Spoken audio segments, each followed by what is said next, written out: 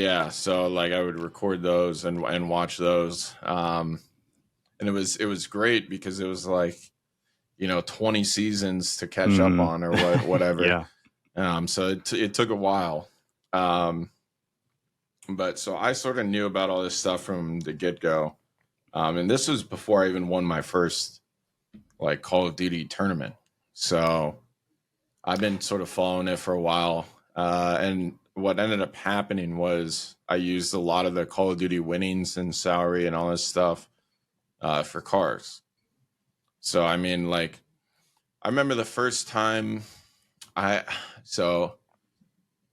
joined Optic. We moved into their house. Nadeshot had an M3. Big Timer had like a C63 AMG. Nice. And I would pretty much go get them. Like, this is before Uber Eats and all and Postmates. So Right. I'd literally go offer to go get them like chicken nuggets if I could drive their car to go get them. But sort of knew about all this stuff. And then like we did a little track experience thing. The first time I was ever on track was in a Ferrari 458 GT3.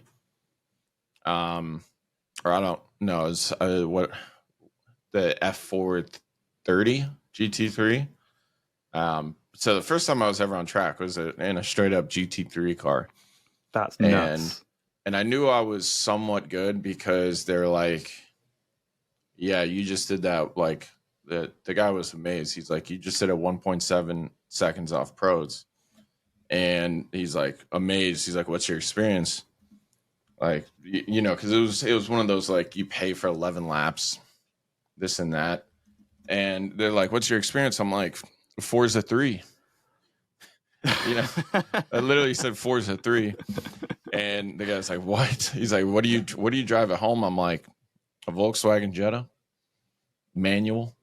It was like a hand-me-down car from my parents. So I literally had no experience outside of video games to be able to do that. And presumably that was a controller that you played Forza on. Yeah. And I used a fucking controller. So, but you knew those lines. Well, I didn't even know the lines either. I was just listening to the direction. It was one of those tracks in Vegas. But that was sort of the moment when I knew, like, hey, this, like, if stuff doesn't work out in Call of Duty,